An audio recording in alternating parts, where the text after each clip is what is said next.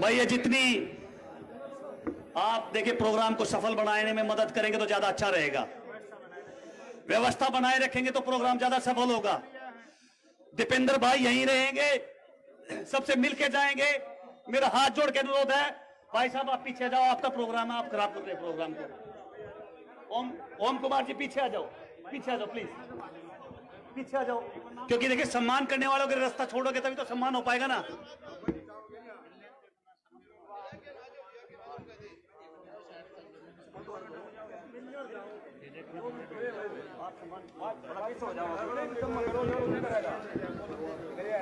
दोस्तों अब तनवीर जी प्रदेश अध्यक्ष केकेसी के, उनसे मैं अनुरोध करूंगा कि अपनी कार्यकारिणी के साथ डॉक्टर उदित राज जी का सम्मान करें।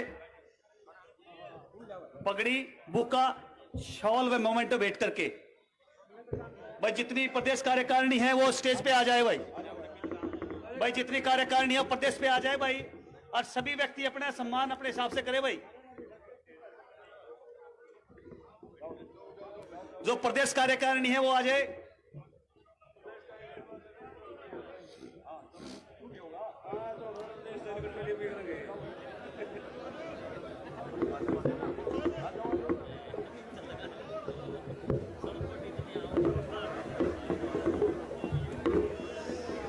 भाई तालियां, इस अवसर पर तालियां और नीचे जोरदार तालियों से स्वागत किया जाए।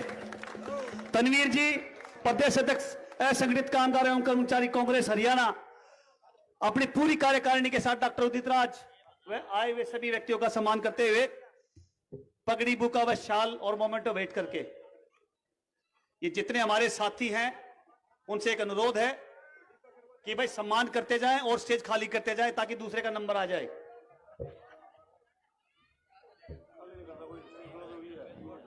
अब भाई साहब नाम बोल दो, आप चले जाओ, फिर ना जाओ, कर लो सम्मान, क्या फायदा उस बात का। नाम लिखा हुआ है, ये देखो, ये पर्ची आपकी की ना।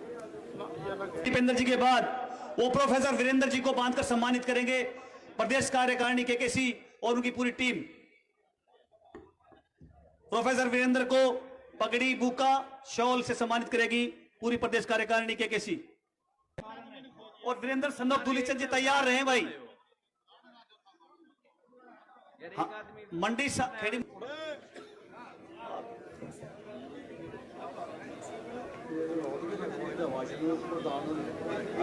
यही करना भाई साहब। भाई अब मैं चाहता हूं कि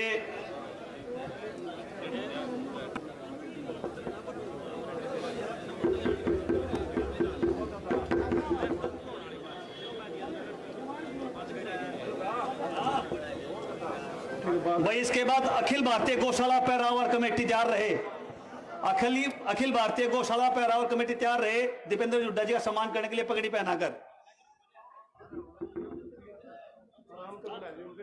आज सबसे ज्यादा आवश्यकता है कांग्रेस पार्टी की विचारधारा को पहुंचाने के लिए इन गरीब लोगों के बीच में, और इसी की लड़ाई राहुल गांधी जी जो लड़ रहे हैं, जो 5 जो न्याय की बात करी है, तो किसान की न्याय, श्रमिक में जिसमें आप सब लोग आते हैं, ये सारा जो संगठन आता है केकेसी, उनको न्याय दिलाने के लिए, एक दलित को और आदिवासियों को न्याय दिलाने के लिए और सबकी सत्ता में भागीदारी सुनिश्चित करने के लिए ये जो न्याय यात्रा राहुल जी कर रहे हैं, ये सारा ये आप ये मान के चलो, उसका सबसे बड़ा जो लड़ाई जो संघर्ष है वो आप लोगों के लिए है, वो गरीब लोगों की लड़ाई लड़ने का काम कर रहे हैं।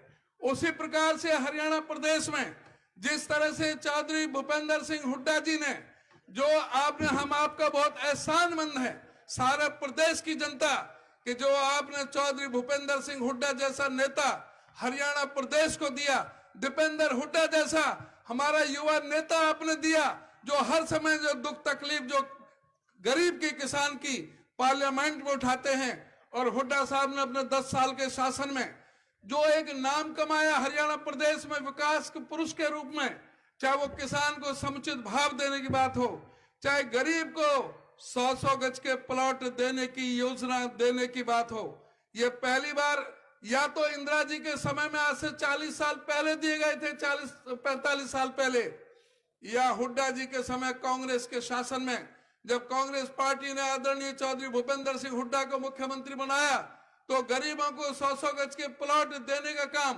हुड्डा साहब ने किया। गरीबों को 200 लीटर की पानी की टंकी, बिजली पानी का कनेक्शन देने का काम हुड्डा साहब ने करने का काम किया। 22 लाख गरीब के बच्चों को वजीफा देने का काम हुड्डा साहब ने करने का काम किया था। मेडिकल में बच्चा अगर कोई एडमिशन लेता है डॉक्टर बनने के लिए, हुड्डा साहब के समय में 42,000 रुपए फीस थी। जो आज की भाजपा सरकार ने, खट्टर सरकार ने, वो फीस 10 लाख रुपए साल की कर दी। क्या कोई गरीब का बेटा 50 लाख रुपए खर्च करके कोई डॉक्टर बन सकता है? इन सब चीज को सोचने की जरूरत है। आपको सोचने की जरूरत है कि वो क्या कारण है कि भारतीय जनता पार्टी की सरकार ने 9.5 लाख गरीबों के पीले राशन कार्ड काटने का महापाप इस प्रदेश के अंदर किया है। उसके लिए क्या आज समय आ रहा है उसका बदला लेने के लिए, उसका बदला चुकाने के लिए। ये वही खट्टर सरकार है जिन्होंने 4.25 लाख बुजुर्गों की पेंशन काटने का महापाप करने का काम किया। और आपको पता होगा आज शिक्षा का क्या लेवल हो गया है। हरियाणा प्रदेश जो शिक्षा का हब माना जाता था, हुड्डा साहब के समय में कितनी बड़ी बड़ी इंटरनेशनल लेवल की 12 यूनिवर्सिटी आई, 6 मेडिकल कॉलेज आए, 4 मेडिकल कॉलेज आए और 4 बिजली के बड़े कारखाने 43,000 करोड़ रुपए खर्च करके लगे। जिस तरह से मेट्रो लाइन का 81.5 किलोमीटर का विस्तार करने का काम किया, इन्होंने सारा काम जो डेवलपमेंट का वो ठप कर दिया। आज प्रदेश पर जो 70,000 करोड़ का कर्जा था, इस खट्टर सरकार ने वो कर्जा 4,51,000 करोड़ रुपए का कर्जा करने का इस सरकार ने काम किया है। आज कोई बच्चा अपनी मां के पेट से जन्म ले रहा है तो 1,62,000 रुपए का कर्जा लेकर के पैदा हो रहा है। आप इन चीजों को देखना है। शिक्षा में किस तरह से प्रदेश का बंटाधार किया है। आज स्कूलों की हालत यह है कि आज 547 स्कूल ऐसे हैं जहां पर लड़कियों के लिए टॉयलेट नहीं है। 1048 स्कूल ऐसे हैं जहां पर लड़कों के लिए भी टॉयलेट नहीं है। 131 स्कूल ऐसे हैं जहां पर पीने का पानी तक नहीं है। 326 स्कूल ऐसे हैं जहां पर 4 दीवारी तक नहीं है। आज भी 8,240 स्कूलों के कमरों की जरूरत है और ये बेदर्द सरकार 10,676 करोड़ रुपए बजट का सरेंडर कर देती है, उल्टा कर देती है। हाई कोर्ट इन पर 5 लाख रुपए का जुर्माना करने का काम करते हैं और ये बेशरम सरकार आज भी एजुकेशन डिपार्टमेंट का भट्टा बिठा करके रख दिया है। शिक्षकों की इन्होंने जो संख्या है वो कम कर दी। आज भी 25,192 पद खाली हैं शिक्षा के, और जो कि उस शिक्षा में कौन स्कूलों में किन के बच्चे पढ़ते हैं। इन स्कूलों में इस प्रदेश के गरीब, दलित, पीड़ित, शोषित, उपेक्षित, सर्वहारा वर्ग के, वंचित समाज के, गरीब समाज के, शोषित समाज के वो बच्चे पढ़ते हैं जो अपने बच्चों को पढ़ाने का सामर्थ्य नहीं रखते प्राइवेट स्कूलों में। इसलिए वो मजबूरी में इन सरकारी स्कूलों में पढ़ाते हैं। और इसलिए ये सरकार ने ये पता है कि इसमें सारे जो गरीब बच्चे पढ़ते हैं, दलित और जो पिछड़े वर्ग के लोग हैं वो लोग पढ़ते हैं। इसलिए शिक्षा से महरूम करने का षड्यंत्र इस सरकार ने यहाँ पर किया है। इसलिए सरकार को उखाड़ फेंकने की जरूरत है। मैं आपसे आह्वान करने आया हूं, आपसे प्रार्थना करने के लिए आया हूं, आपका सहयोग और समर्थन मांगने के लिए आया हूं और आपसे ये अनुरोध करने के लिए आया हूं। आज आपके पास में दीपेंद्र जैसा सांसद है, जो सांसद का इलेक्शन अभी नजदीक आ रहा है। पिछली बार बेईमानी से बदमाशों ने बदमाशी दे करके इनको बेईमानी से हराने का काम किया था। इस बार आपने कम से कम इस कलोई सांपला के मैं जनता से आह्वान करूंगा, आपके हलके से पहले सिर्फ 46,000 वोटों की लीड रही थी, उस लीड को 1 लाख तक पहुंचाना है। पहुंचाओगे? दोनों हाथ खड़े करके आश्वासन दो। बहुत बहुत धन्यवाद। के नेतृत्व में आज हरियाणा प्रदेश की कांग्रेस पार्टी पिछले 1.25 साल से, जब से उनके हाथ में कमान आई, कांग्रेस पार्टी हरियाणा में दिन प्रतिदिन मजबूत हुई है, जिनकी जो आज पूरे प्रदेश के अंदर जो जोड़ी चौधरी भूपेंद्र सिंह हुड्डा जी की और जिनकी जोड़ी कांग्रेस पार्टी को आगे लेके जाने का काम करिए, इसका अंदाजा आप लगा सकते हैं कि पिछले 1 साल के अंदर हरियाणा में 35 पूर्व विधायक और पूर्व मंत्री, 35 पूर्व विधायक पूरे प्रदेश के कोने कोने से, भारतीय जनता पार्टी छोड़कर, जेजेपी पार्टी छोड़कर 35 पूर्व विधायक और पूर्व मंत्री, पूर्व सांसद भी हैं। डॉक्टर सुशील इंदिरा पूर्व सांसद भी उनमें शामिल हैं। तो वो कांग्रेस पार्टी में शामिल हुए हैं और जिन्होंने बहुत लंबा संघर्ष अपने जीवन में किया है हरियाणा के वंचित वर्ग के लिए, किसान के लिए, गरीब के लिए, दलित के लिए, जिनने हमेशा आपने देखा है कई बार विधानसभा में जिन्होंने नेतृत्व किया है, चौधरी उदय भान जी। और मैं विशेष तौर से उनका भी, क्योंकि सापला में वो पहुंचे हैं, उनका भी हम बहुत बहुत हम स्वागत करते हैं और अपने प्रदेश अध्यक्ष जी को भी ये विश्वास दिलाते हैं कि जो आज आपने अध्यक्ष जी, जो आज आपने उम्मीद जताई है, उस उम्मीद पे हमारा इलाका पूरा उतरेगा और यहाँ से लोकसभा की बात होगी या विधानसभा की बात होगी, हम परिवर्तन लाने का काम करेंगे। उनका हमेशा आशीर्वाद और मार्गदर्शन मुझे मिलता रहता है। एक बार जोर से ताली बजा के चौधरी उदय भान जी का हम स्वागत करते हैं एक बार फिर। हमारे लोकसभा क्षेत्र रोहतक के कांग्रेस पार्टी के लोकसभा चुनाव के प्रभारी, समय के अभाव की वजह से जिनने समय का दान दिया, अगर वो भी बहुत अच्छे वक्ता है, अगली बार उनकी भी पूरी तकरीर हम सुनेंगे और हम उनका धन्यवाद करते हैं कि आज वो पहुंचे। उन्होंने कहा कि आप लोग बोलें। हमारे पूर्व मंत्री, स्वास्थ्य मंत्री थे, जब हुड्डा साहब की कांग्रेस पार्टी की सरकार थी और स्वास्थ्य महकमे में बहुत अच्छे काम हुए उस समय, आदरणीय राव नरेंद्र जी हरियाणा के एक छोर से अहिरवाल से जो आज हमारे बीच में पहुंचे हैं। हमारे पूर्व विधायक उमेश सिवाज जी, हमारे बहुत आदरणीय प्रोफेसर वीरेंद्र सिंह जी, हमारे बहुत ही आदरणीय हमारे चक्रवर्ती शर्मा जी, हमारे सीपी सोनी जी जो प्रभारी हैं, हमारे एससी प्रकोष्ठ के हरियाणा के कांग्रेस पार्टी के अध्यक्ष हमारे भाई मनोज बागड़ी जी, हमारे जो असंगठित मजदूर कामगार कर्मचारी कांग्रेस का जो प्रकोष्ठ है, उसके हमारे हरियाणा के, जिनको अभी अभी अध्यक्ष के रूप में नियुक्त उदित राज जी ने एक बड़ी जिम्मेदारी जिनके कंधों पे सौंपी है और हम उनको बहुत शुभकामनाएं देते हैं कि उस जिम्मेदारी को वो अच्छी तरीके से, मेहनत से उस जिम्मेदारी को निभाने का काम करें।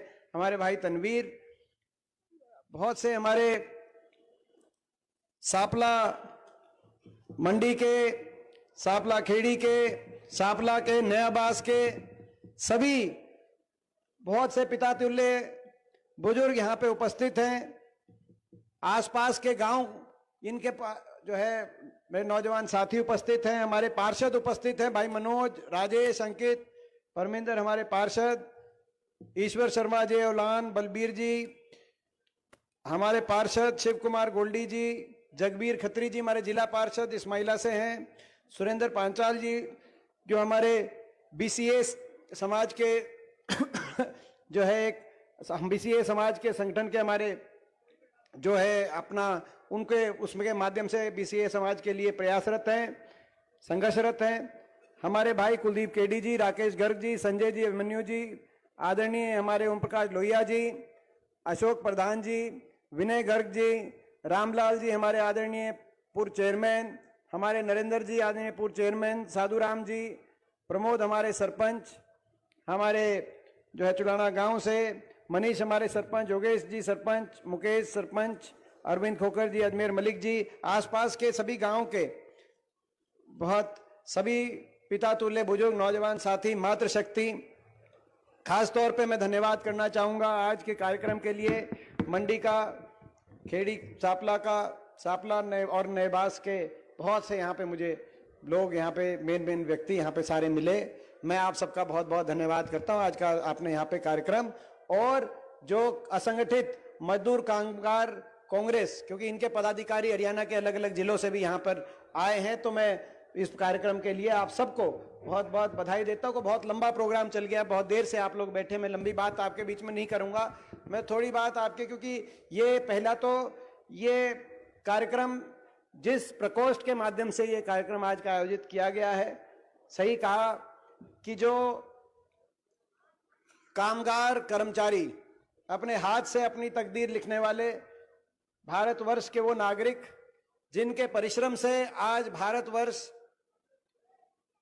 दुनिया के अंदर भारतवर्ष का एक स्थान बना है, जिनके परिश्रम की वजह से भारतवर्ष का भविष्य स्वर्णिम है, ऐसे वर्ग को सबसे पहले मैं अपनी ओर से बहुत बहुत नमन करता हूं कि ये वो वर्ग है जिनके वर्ग के हाथ से और उनकी मेहनत से आज हिंदुस्तान की तकदीर सवारी जा रही है। तो इस वर्ग को मैं अपनी तरफ से बहुत बहुत नमन करता हूं, जिसके आज जिस प्रकोष्ठ के लिए कार्यक्रम किया गया है। बहुत सी बातें कही गई, अलग अलग, चाहे कंस्ट्रक्शन वर्कर हों, चाहे मनरेगा के हों, और इसमें भी कोई दो राय नहीं है। जैसे उदित राज जी ने कहा कि ये मनरेगा की सोच, अगर मनरेगा की देन आज है देश में सबसे बड़ा, अगर मजदूर वर्ग अगर एक किसी योजना से जुड़ा हुआ है तो मनरेगा की योजना से जुड़ा हुआ है, जिसका संसद के अंदर भारतीय जनता पार्टी के नेताओं द्वारा उपहास उड़ाते हुए मैंने देखा था। आज उनकी सरकार आने के बाद उसका बजट तो वो कम कर पाए, बजट तो लगातार कटौती बजट में कर रहे हैं, लेकिन उसको समाप्त नहीं कर पाए उस योजना को, जिस योजना का वो मजाक उड़ाते थे। लेकिन मुझे खुशी है कि वो योजना अगर किसी की देन है तो कांग्रेस पार्टी की देन है। जब 2006 के अंदर ये योजना लागू हुई और जो हर गांव-गांव में देश में मजदूर को एक मौका मिला, एक अवसर मिला, और एक जो आज किसान की एक मांग चल रही है न्यूनतम समर्थन मूल्य की गारंटी, ये भी एक मजदूर को अपनी ग्रामीण अंचल के अंदर अपनी मजदूरी की गारंटी के रूप में कांग्रेस पार्टी उस समय लेके आई। मैं ये भी कहना चाहता हूं कि अभी मैं देख रहा था राजस्थान के अंदर हमारी जब सरकार थी तो उस सरकार में कई जिलों में 100 दिन से बढ़ाकर 200 दिन करने का काम हुआ था, और राजस्थान के मैनिफेस्टो में मनरेगा की मजदूरी को मैनिफेस्टो में सारे जिलों में 150 करने की बात राजस्थान सरकार ने करी थी। तो मैं ये आदरणीय प्रदेश अध्यक्ष जी से भी ये कहना चाहूंगा और अपने लेवल पर भी मेरा ये प्रयास रहेगा कि जब हरियाणा के अंदर कांग्रेस पार्टी का मैनिफेस्टो बने तो उस मैनिफेस्टो में एक और तो किसान की न्यूनतम समर्थन मूल्य की गारंटी हो, तो दूसरी तरफ मनरेगा की कम से कम 150 दिन की गारंटी काम की हो, और इससे भी अगर ज्यादा हो सके तो इससे भी ज्यादा की गारंटी मनरेगा की मजदूर की हम कराने का काम करें। ये मेरा प्रयास रहेगा। एक बात पहले ही हमारी पार्टी द्वारा घोषित की जा चुकी है कि मैट मनरेगा के मैट उनकी कच्ची भर्ती की बजाय उनको टेम्परेरी लगाने की बजाय ये तो टेम्परेरी के माध्यम से सरकार चल रही है, इन तो सरकारी रोजगार समाप्त कर दिए, और जहां सरकारी रोजगार कहीं समाप्त कर दिए तो कहीं सरकार बात तो ये चला करती कि ठेका प्रथा समाप्त करेंगे। हमारे समय कानून बना था कि ठेका प्रथा समाप्त करेंगे सफाई कर्मचारियों में, लेकिन बात हो गई कि अब तो सरकारी ठेकेदार बन गई कौशल निगम, हरियाणा कौशल निगम के माध्यम से इजराइल जैसे देशों में, जहां पर नेपाल और भूटान जैसे देश अपने नागरिकों को हवाई जहाज के माध्यम से उठाकर वहां से वापस इवैक्यूएट करके हिंदुस्तान लेके जा रहे हैं, वहां पर अगर युद्ध के मैदान में कहीं मजदूरों की जरूरत पड़ रही है तो हरियाणा सरकार उनकी ठेकेदार बनने के काम करके और हमारे यहाँ पे रिक्रूटमेंट कराने का काम कर रही है। रोजगार रहा नहीं, निवेश हुआ नहीं इनकी सरकार में हरियाणा के अंदर, और आज बेरोजगारी में हरियाणा नंबर 1 बन गया। और कहां, जैसे मैंने कहा कि हरियाणा सरकार या तो सरकारी रोजगार समाप्त कर रही है या कच्चों में परिवर्तित कर रही है। तो मैट की बात हम पहले कह चुके हैं कि कांग्रेस पार्टी की सरकार आएगी तो चाहे वो मैट की बात हो, चाहे ग्रामीण चौकीदार की बात हो, चाहे ग्रामीण सफाई कर्मचारी की बात हो, ताकि वहां पर सरकारी नियम लगाकर पक्की भर्ती, ताकि उनको जब वो अपने रिटायरमेंट पे पेंशन की व्यवस्था इन सारी हमारी गरीब आदमी के लिए हो सके। जिन गरीब आदमी की मेहनत से ये देश आगे बढ़ता है, उस गरीब आदमी के जो गांव में चौकीदारी करके गांव को सुरक्षित रखता है, उसकी जो भविष्य की को सुरक्षित रखने की जिम्मेदारी भी मैं समझता हूं कि सरकार, कोई भी सरकार आए, उसको निभानी चाहिए। तो आज मैं इन सभी आज मैं आपको इस बात के लिए धन्यवाद करता हूं कि इन सभी वर्गों की एक हमारे प्रकोष्ठ के माध्यम से, उदित राज जी के माध्यम से इन सारे वर्गों की आवाज आप लोग उठा रहे हैं। जहां तक, मगर ये समय ऐसा है कि इसके साथ साथ मैं राजनीतिक भी दो बातें जरूर कहना चाहता हूं, क्योंकि चुनाव का भी बिगुल बज चुका है और रोहतक लोकसभा चुनाव एक ऐसा चुनाव है जिसपे पूरे हरियाणा की नहीं, पूरे देश की नजर रोहतक लोकसभा चुनाव पे रहेगी, आप सब पे रहेगी। और इसलिए मैं दो बातें रोहतक लोकसभा चुनाव के लिए भी कहना चाहता हूं। देखिए, 10 वर्ष पहले मौका मिला इस सरकार को हरियाणा के अंदर, और मैं हरियाणा की बात इसलिए कर रहा हूं क्योंकि रोहतक लोकसभा चुनाव के नतीजे से हरियाणा की सरकार के भविष्य की तार जुड़ी हुई है, और इसीलिए इनके निशाने पे सबसे ज्यादा मैं हूं। 10 वर्ष पहले मौका मिला इनको, भारतीय जनता पार्टी को, हरियाणा के अंदर सरकार बनी, खट्टर सरकार बनी, फिर खट्टर दुष्यंत सरकार बनी दूसरी पारी में। लेकिन इन 10 वर्ष के बाद आज क्या रिपोर्ट कार्ड इस सरकार का है? जो हरियाणा प्रदेश 10 वर्ष पहले देश में विकास दर में नंबर 1 था, निवेश दर में नंबर 1 था, कहीं रोहतक के अंदर आईएमटी आ रही थी, कहीं भादुगढ़ के अंदर फुटवेयर पार्क आ रहा था, कहीं रिलायंस का एसईजेड आ रहा था, झज्जर में तो थर्मल के कारखाने लग रहे थे, खानपुर झाड़ली के अंदर, पूरे प्रदेश के अंदर विकास हो रहा था। विकास दर में नंबर 1 थे, निवेश दर में नंबर 1 थे, प्रति व्यक्ति आय में हम नंबर 1 थे, आपस की सुख शांति में नंबर 1 थे। 10 साल तक हरियाणा में कभी कानून व्यवस्था की स्थिति खराब नहीं हुई। 10 साल में कहीं आपसी भाईचारे में खटास नहीं आई। 10 साल तक किसी वर्ग को धरना नहीं देना पड़ा, ना महिलाओं को जंतर मंतर पे जाना पड़ा, ना आड़ती को मंडी के अंदर धरना देना पड़ा, ना मनरेगा के मजदूरों को करनाल जाकर धरना देना पड़ा, ना सरपंचों को पंचकुला जाकर लाठीचार्ज का सामना करना पड़ा, ना किसान को धरने में बैठना पड़ा। 10 साल तक कोई किसी भी वर्ग का प्रदेश में कहीं कोई धरना प्रदर्शन, कोई आंदोलन नहीं हुआ। आपस सुख शांति से हरियाणा प्रदेश आगे बढ़ा। विकास की दर में देश में नंबर 1 पे हरियाणा का नाम था। उस हरियाणा की बागडोर भाजपा के हाथ में आई 2014 में, और आज 10 साल के बाद वही हरियाणा प्रदेश देश में विकास दर में तो 17वें नंबर पे है, मगर देश में नंबर 1 है। और ये मोदी सरकार बता रही है मेरे संसद में प्रश्न के उत्तर में कि देश में नंबर 1 हरियाणा है। तो आज बेरोजगारी में देश में नंबर 1 बन गया हरियाणा। आज देश में अपराध में ऊपर के प्रदेशों में हरियाणा का नाम आ गया। आज मैं सवाल पूछता हूं, 10 साल की सरकार के बाद मैं खट्टर साहब से सवाल पूछता हूं कि हत्या दर में देश में नंबर 2 पे आ गया हरियाणा, फिरौती, अपहरण और डकैती दर में देश में नंबर 1 पे आ गया हरियाणा, बेरोजगारी दर में देश में नंबर 1 पे आ गया हरियाणा, किसान पे, मजदूर पे अत्याचार में देश में आज नंबर 1 पे आ गया हरियाणा। हम इस सरकार सवाल पूछते हैं, जहां सबसे सस्ता वैट होता था, सबसे सस्ता डीजल, पेट्रोल, रसोई गैस दिल्ली में जाते थे तो बोर्ड लगे थे कि हरियाणा में भरवा के जाओ। आज उल्टे बोर्ड लग गए, सबसे ज्यादा वैट, सबसे ज्यादा, क्योंकि अर्थव्यवस्था पे कर्जा बढ़ गया, अर्थव्यवस्था हरियाणा की चौपट हो गई। ये चौपट राज है। मैं बताना चाहता हूं आपको, 10 साल का चौपट राज, एक कोई विकास की परियोजना नहीं बता सकते।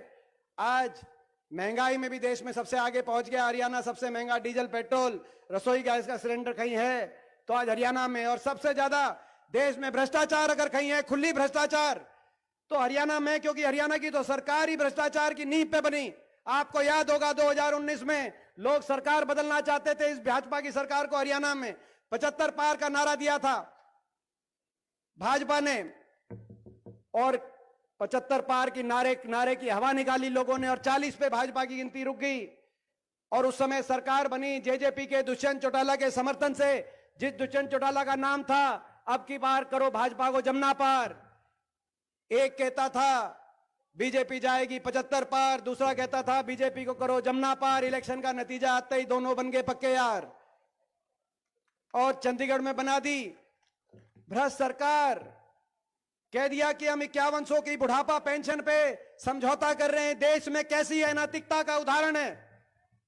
केंद्रीय गृह मंत्री के घर प्रेस कॉन्फ्रेंस हुई, एक तरफ अभी हरियाणा के मौजूदा मुख्यमंत्री, दूसरी तरफ उप मुख्यमंत्री की 5100 की बुढ़ापा पेंशन और प्राइवेट फैक्ट्रियों में 75% रिजर्वेशन पे हम समझौता कर रहे हैं।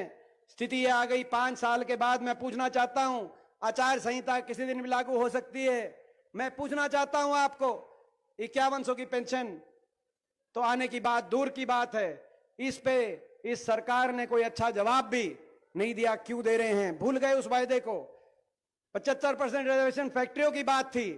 अब तो हरियाणा सरकार की वैसे तो कोई नौकरी की लिस्ट निकलती नहीं है। पेपर लीक घोटाले एचपीएससी की दफ्तरों में करोड़ों करोड़ों रुपए की बरामदगी, लेकिन कोई एक आधी लिस्ट निकल जाती है 5 साल में।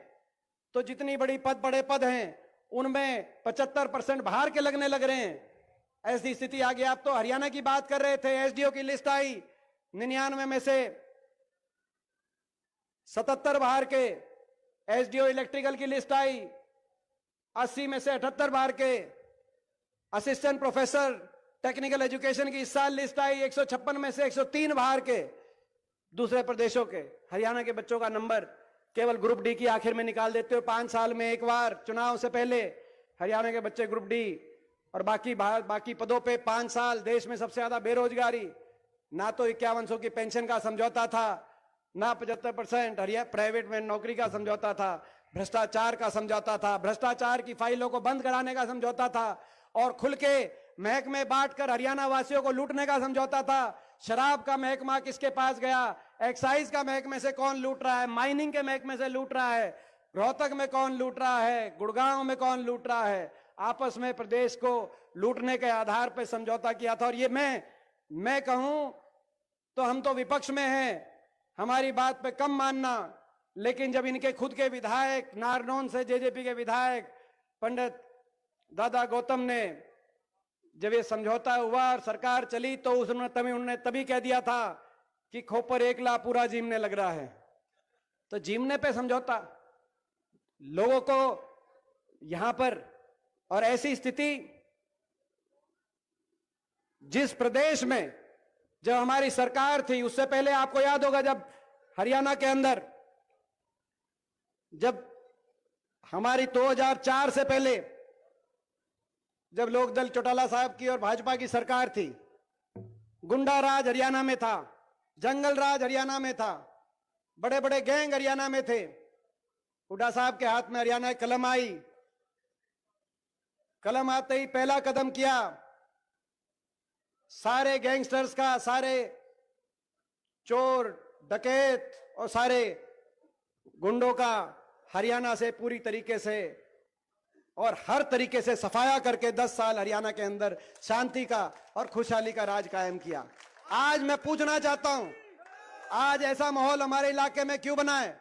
मैं पूछना चाहता हूं इनसे, ऐसा माहौल क्यों बना है कि आज हर नागरिक को भयमुक्त होना चाहिए था। भयमुक्त शासन 10 साल के सरकार के बाद आज नागरिक भयमुक्त तो नहीं है, लेकिन आज ये गैंगस्टर भयमुक्त हो गए हैं, अंडर एज शूटर भयमुक्त हो गए हैं। कहीं फिरौतियां मांगी जा रही हैं, कहीं गोलियां दागी जा रही हैं।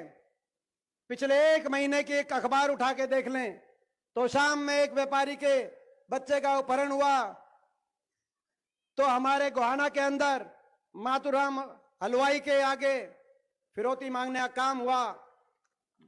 सांपला के अंदर सीताराम के आगे यहां पर क्या हुआ मैं कहना नहीं चाहता, आप सब उसको भुगत रहे हो।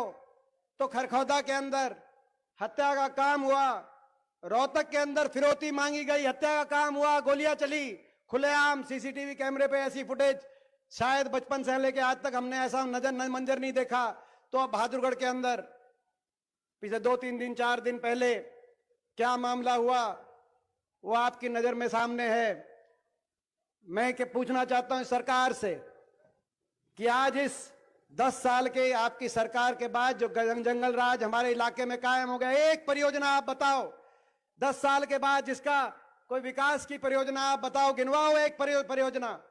मैं अपने इलाके से भी कहना चाहता हूं, हमने ईमानदारी से काम किया था, उसका जो हमने जिस ईमानदारी से काम किया था उसका सर्टिफिकेट इस बात में आता है कि 10 साल के बाद भी प्रधानमंत्री जी को बुलाया हरियाणा, खट्टर साहब ने तो जिन 2 परियोजनाओं का फीता कटवाने का काम किया, उद्घाटन कराने का काम किया, अपने द्वारा शिलान्यास करी गई, अपने द्वारा नींव रखी गई, एक कोई विकास की परियोजना नहीं मिली। लेकिन रोहतक हांसी रेल की लाइन और देवरखाना अस्पताल आयुर्वेद, वही 2 परियोजनाएं जिनका नींव का पत्थर मैंने रखवा के काम शुरू कराया था, उन्हीं का आपने 10 साल के बाद भी कुछ एक आप भी कर लेते 10 साल में।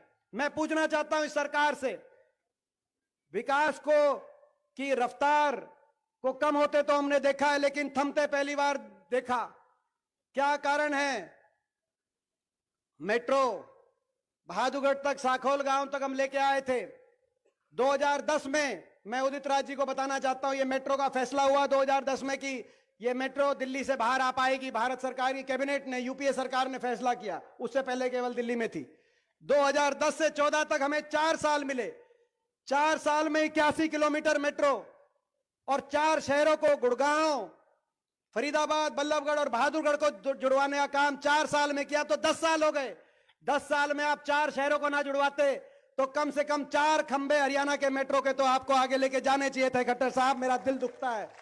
10 साल में एक मेट्रो का आगे खंबा नहीं, 1 इंच मेट्रो आगे नहीं, एक कोई नई रेल की परियोजना नहीं, ना कोई कहीं रेल की 1 इंच आपने बिछाने का काम किया, ना थर्मल का कोई नया कारखाना लगाने का काम किया, ना कोई एक यूनिवर्सिटी, कोई विश्वविद्यालय बनाने का आपने काम किया 10 साल में। खैर हमारे इलाके में तो 10 साल में तो आप शायद कितनी बार आए, मैं उस पर भी ज्यादा नहीं कहना चाहता, आपको समय नहीं मिला, शायद आगे के लिए आप आने की बात सोचते हो।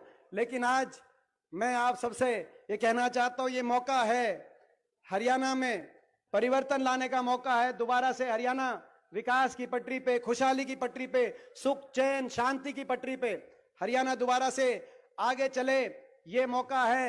और ये मैं इनको भी कहना चाहता हूं आज जब मंच के माध्यम से, जो ये सारे जो गैंगस्टर आज हरियाणा के अंदर जिस तरह का माहौल बना के रखा है, मैं उनसे कहना चाहता हूं हरियाणा में परिवर्तन होगा। आप या तो हरियाणा छोड़ के टाइम पे चले जाओ, नहीं तो परिवर्तन होगा और किसी गैंगस्टर को बख्शने का काम नहीं होगा, कोई खाता नहीं होगा। यह आज हम कहना चाहते हैं चुनौती के रूप में इनको। लेकिन मैं ये आप सबसे पूछना चाहता हूं, परिवर्तन तो तब होगा जब हरियाणा में आपका आशीर्वाद मिलेगा। और आपका आशीर्वाद पिछली बार विधानसभा में आपका, मैं कलोई हल्के की बात कर रहा हूं, बाकी भी पूरे प्रदेश की भी, विधानसभा में ज्यादा दे दिया, थोड़ा लोकसभा में जो है मेरे से ज्यादा आपने हुड्डा साहब को आशीर्वाद दिया, उसका धन्यवाद करता हूं मैं उस बात का।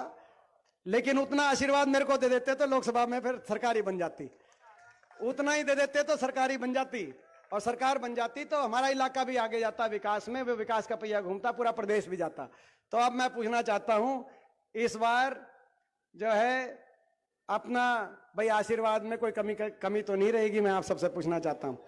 और मैं भी ये विश्वास दिलाता हूं कि अपने इलाके के लिए और अपने प्रदेश के लिए कोई कमी कसर मैं अपने इलाके के लिए, अपने प्रदेश के लिए नहीं छोड़ूंगा। और कहीं कोई कमी कसर रह गई होगी हमारी सरकार में तो उसको सवा करके उसको ब्याज समेत पूरा करने का काम करेंगे, ये मैं कहना चाहता हूं। और भाई यही कहना, और हमारे संकल्प है कांग्रेस पार्टी के कि आपके आशीर्वाद से परिवर्तन होगा। हमारा एक कार्यक्रम चल रहा है, हाथ से हाथ जोड़ो घर घर कांग्रेस। तो हाथ से हाथ जोड़ेंगे, हरियाणा के अंदर परिवर्तन लाएंगे, हाथ से हाथ जोड़ेंगे। पहली कदम से हरियाणा के बड़े बुजुर्गों को देश में सर्वाधिक 6000 बुढ़ापा पेंशन दिलवाएंगे, हाथ से हाथ जोड़ेंगे, हाथ से हाथ जोड़ेंगे। महंगाई की कमर तोड़ेंगे।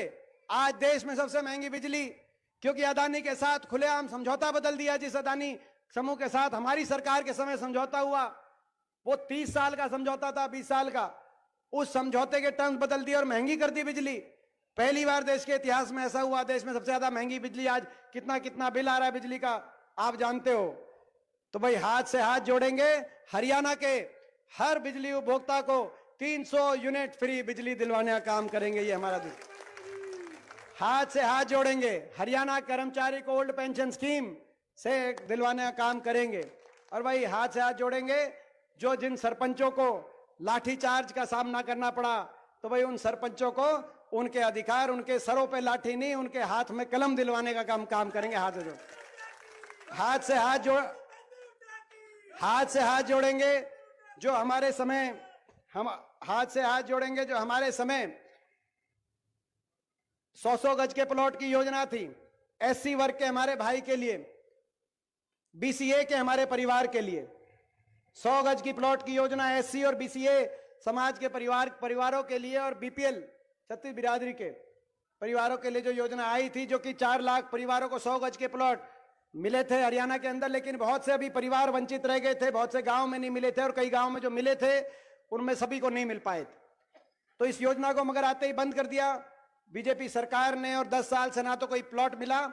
और मकान की भी जो योजना ये लेके आए, जो इंदिरा आवास योजना जिसको जाना जाता था, इन्होंने नाम बदला प्रधानमंत्री आवास योजना, लेकिन उसमें हमारे समय 2.5 लाख परिवारों के इंदिरा आवास योजना के 91,000 की किस्त आई थी। लेकिन अब वो मकानों की भी स्कीम इनकी गांव के साथ एक एक कोई मकान कहीं आ गया तो आ गया, लेकिन ज्यादातर मकान इन्होंने 10 साल में नहीं आए। तो भाई हाथ से हाथ जोड़ेंगे, 100 गज की प्लॉट की योजना को दोबारा शुरू कराएंगे, और हर पात्र परिवार को 3.5 लाख की मकान की इंदिरा आवास योजना में किस्त दिलवाने का काम करेंगे। हाथ से हमारा मकान, हाथ से हाथ जोड़ेंगे। आज महंगाई कमर तोड़ेंगे, और जो राजस्थान की हमारी सरकार में जैसा था, बाद में बदल गए, बीजेपी की सरकार बनते ही बदलने का काम हो गया। जैसे ही भाजपा की सरकार आई, ओल्ड पेंशन स्कीम चल रही थी कर्मचारियों के लिए, वो बदल दी, और दूसरी चल रही थी जो है, तो उसी राजस्थान की सरकार के तर्ज पे हर हमारी महिला को, हर गृहिणी को 500 रुपए में गैस सिलेंडर दिलवाने का काम करेंगे। हाथ से हाथ हम जोड़ेंगे, इन्होंने बदल दिया। तो हाथ से हाथ जोड़ेंगे, और भाई विकास और निवेश में, सुख शांति में दोबारा हरियाणा को देश में नंबर 1 एक उदाहरण बनाने का काम करेंगे।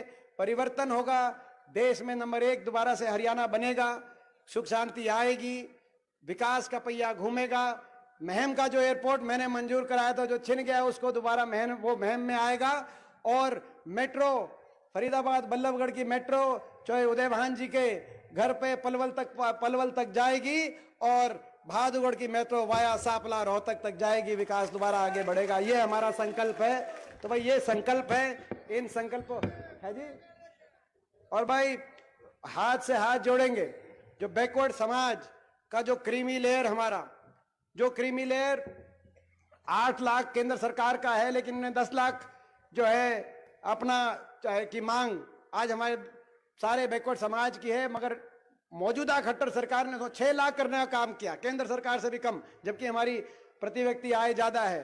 तो भाई उसको लागू कर, उसको बदलाव करते हुए जो अपना क्रीमी लेयर को बढ़ाकर 10 लाख कराने का काम करेंगे।